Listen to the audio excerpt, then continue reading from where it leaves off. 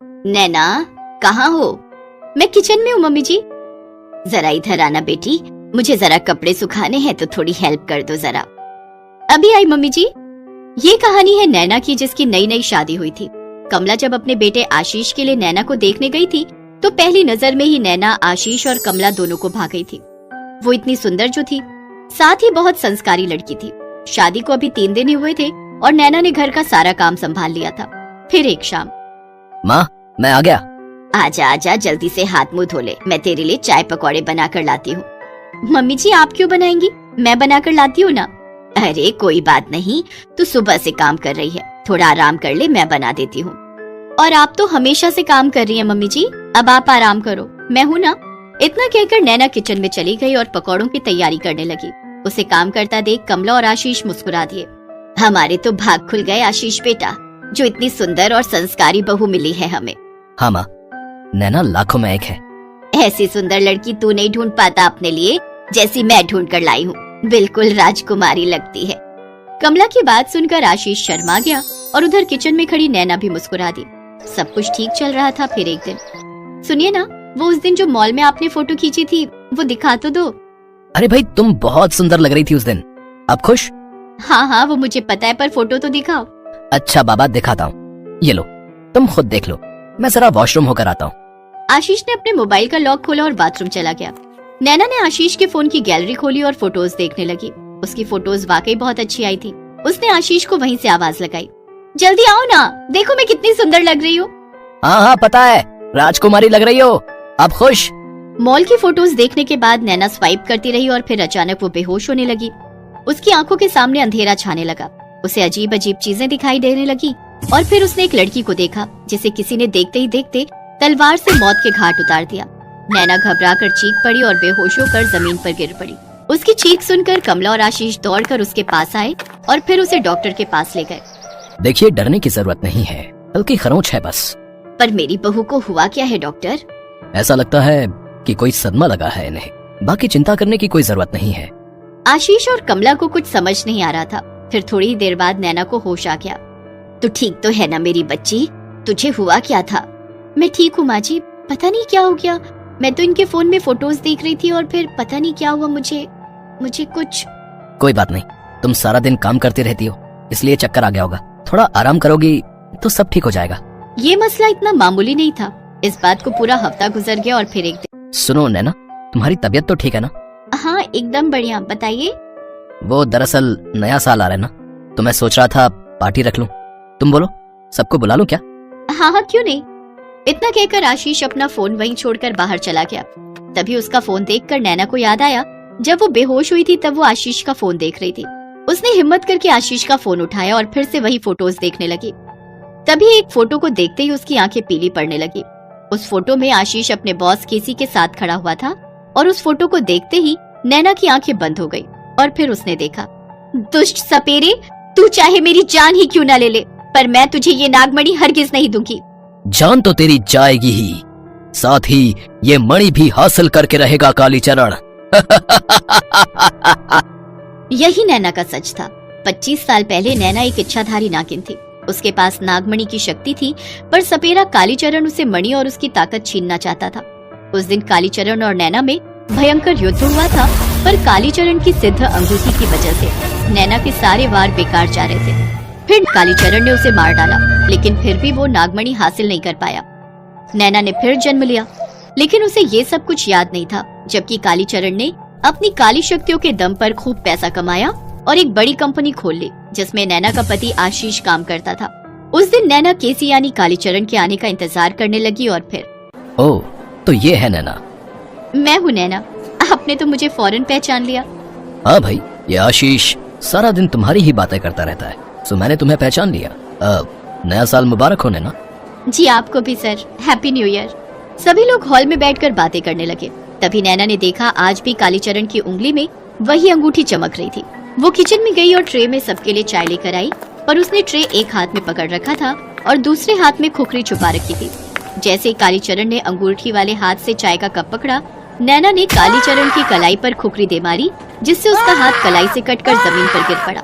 ये सब देखकर वहाँ खड़े लोगों की चीख निकल गई और तभी नैना ने कहा, ओम नमः नागेश्वराय मंत्र का जाप करते ही नैना एक इच्छाधारी नागिन में बदल गई। उसने अपनी शक्तियों से घर के सारे दरवाजे और खिड़कियां बंद कर दी। उसे नागिन के रूप में देखते ही कालीचरण दर्द से कराहते हुए बोला, नलिनी तू, पर तुझे तो मैंने हाँ कालीचरण, तूने मुझे मार दिया था उस दिन, पर मैं फिर पैदा हुई इंतकाम लेने के लिए। और आज तो तेरे पास तेरी तिलिस्मी अंगूठी भी नहीं है। आज तू नहीं बचेगा दुष्ट सपेरे।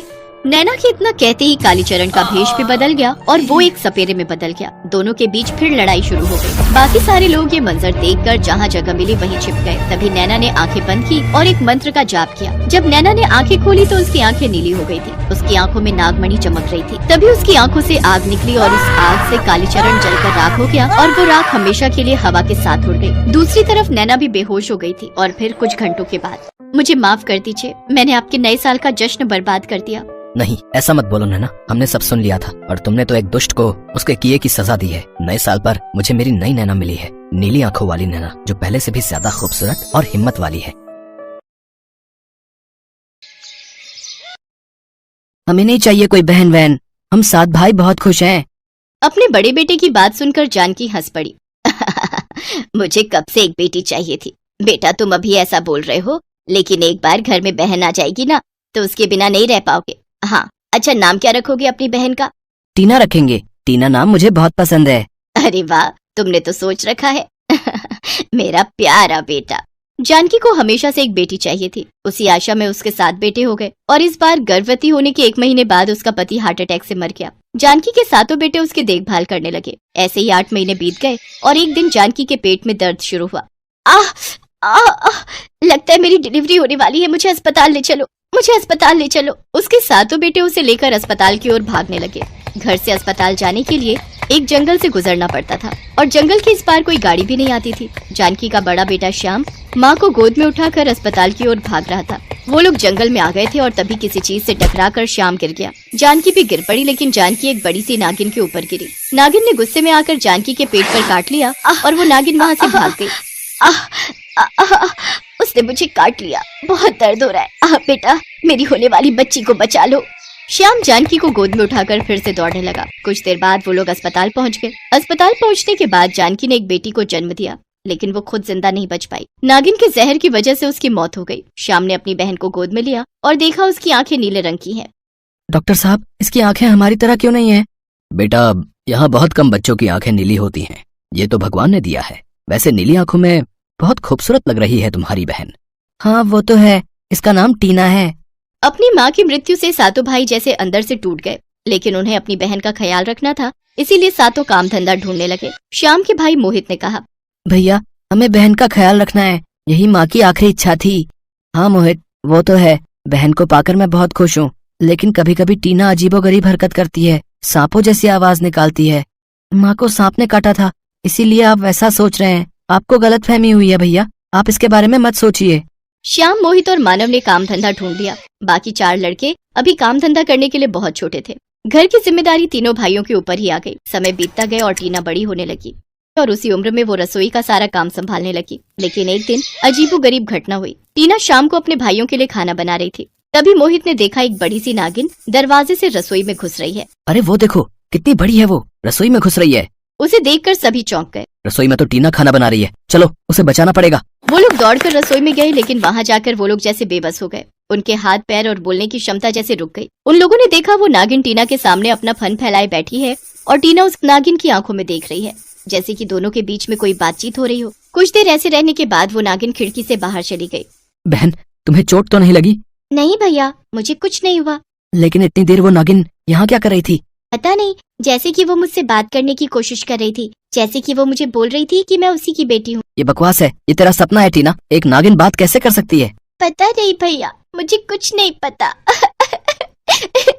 ये बोलकर टीना रोने लगी। श्याम ने उसे चुप कराया।